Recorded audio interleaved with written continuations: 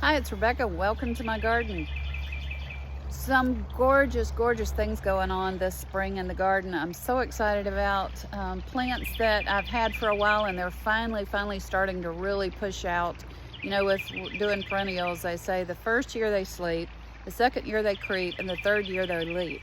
Well, some of these beds and plantings have not been taken care of in more than 3 years. So I've been going through and dividing those out. I've been selling my extra perennials that I don't have room for yet.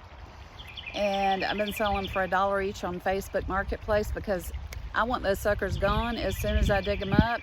It's been working out great. I've sold a little over 2,000 plants just this spring. I still have other plants that I have not addressed yet that need to be divided, and I'll be selling some of the extras of that. So let me get on with what's really pretty in the garden right now. One of the things is this. I can't remember the exact name of it, but it's like a corkscrew onion. A friend of mine gave this to me, and it's just started blooming. Look at these blooms. Look how pretty that is. So this is fixing to bust out. I do need to divide this up because it is super congested in there. Need to have a little bit more room and spread it out and have a couple of plantings in different areas. My thornless blackberry is doing super good. I let it go too far on the ground and it started blooming, so I took these terribly old fence panels that were made into like tomato cages. I had gotten them for free from somebody. They were just bought a house and there was like a dozen of them in the backyard, and they were like, "Do you want these?" So I said, "Sure." And so I have put those around some different plants, but look at this. I got 2 plants now, and look how pretty they are. And they've even got the little berries. Oh my gosh, I'm so excited. Lots of little berries on it. I do need to treat it. I see some holes in the leaves. And I need to also give it some more fertilizer. And right here, I planted some marigolds, some of the big marigolds that I had started myself from seed. And I put this down because I didn't want the dog having the zoomies through here, because she gets really crazy and she loves to run right through this area and kick up all the dirt. So to keep her from doing that until the plants got a little bit bigger, I have put this in to stop that craziness from going on. My fig trees are coming out really nice. They did have a problem last year. I'm not sure if I'm going to be able to keep them.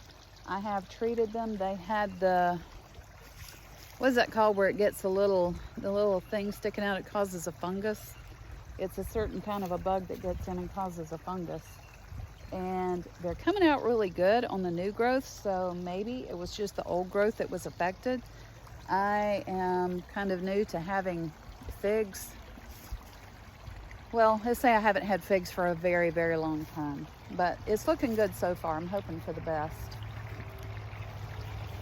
The banana trees are starting to pop out over here by the goldfish pond, and these provide a lot of shade for the pond in the summertime because it gets so hot over here and it gets so much sun on that water and causes algae issues. Look at these roses. Oh my Lord, look at those roses.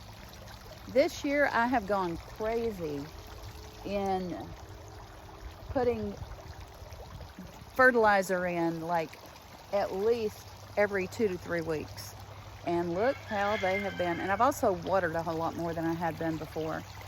I did see that I had some black spot that was growing on the rose here, which is an heirloom rose. I can't remember the name of it. Maybe somewhere in the bottom I have a tag, I don't know. I've got to get a lot better about mapping out where my plants are and what the names are. I've gotten me some metal plant tags that I'm going to put down in the ground around my plants that are going to be here all the time, my perennials and my bushes and shrubs and trees. So that way, whenever I can't think of it, I have a little cheat. But anyway, I treated this yesterday. We had a lot of rain last night, and you can see that? The black spot? Yeah, that's not pretty. And it's caused some of the leaves to come off, but it doesn't seem to have affected the blooms yet, so I'm hoping for the best on that. But those roses are just to die for. And the fish, I don't think hubby fed the fish this morning. I don't think he did. So anyway, I'm gonna have to deal with them. Here I have the black and blue salvia that I had to, sorry about that, that I had to dig up. Where is it? Right here. I had planted it over here a few years ago, and right in the middle last year, it was dead. And it was growing around the outside. So I knew that it had to be dug up and thinned out. So I started digging that up one day before I was going to the doctor and thought, oh, I got 30 minutes, I can do this. Well, 30 minutes went by, 45 minutes went by, and I'm like, I have got to go to the doctor. I came back another almost hour and a half because it had gone all the way around the tree here. Gone all the way around the back side of the tree. And it's even coming up on the outside right here. You can see it coming up on the outside. So I literally threw chunks of the root systems down here where I had my canna lilies, and they are popping up. But this isn't what I want to do here, but I was doing what I could at the time with what I had. This is a climbing rose that is looking fabulous, by the way.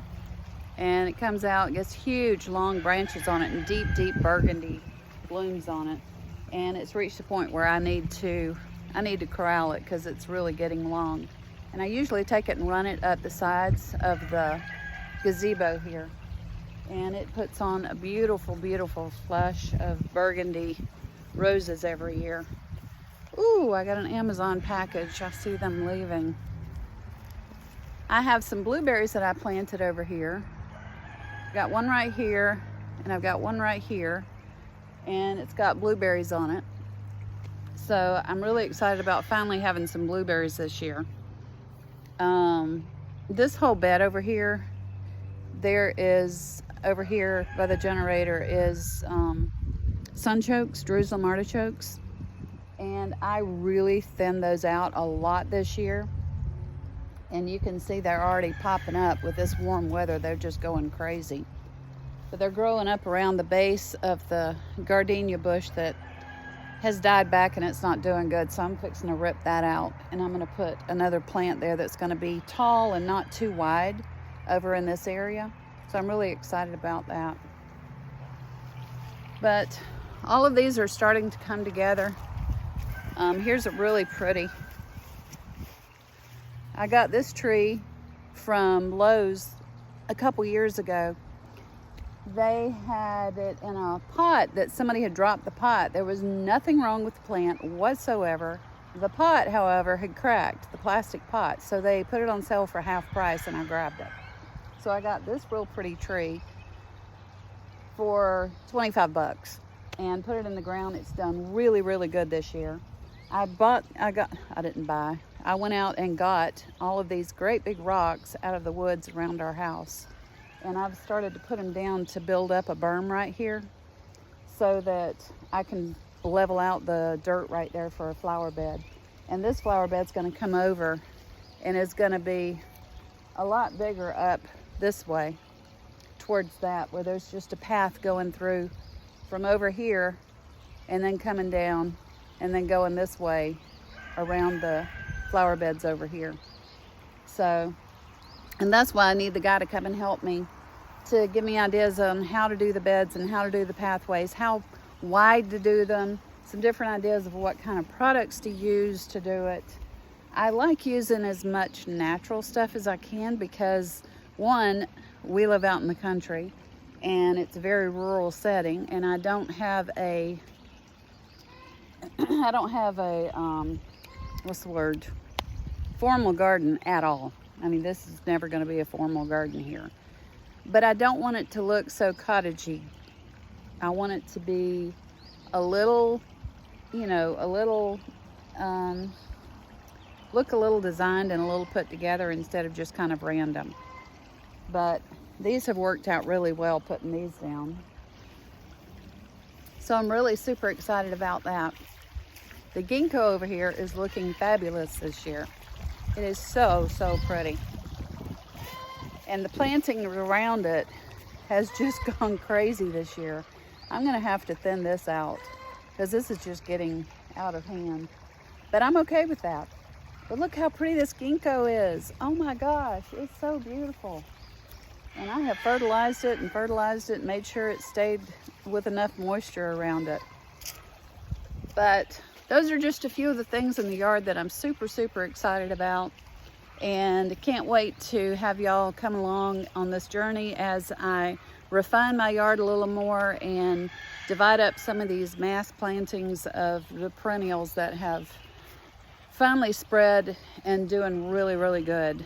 So we'll do some different parts of the yard on another day. I've got to run, so have a great day. Get out there in the garden and have some fun.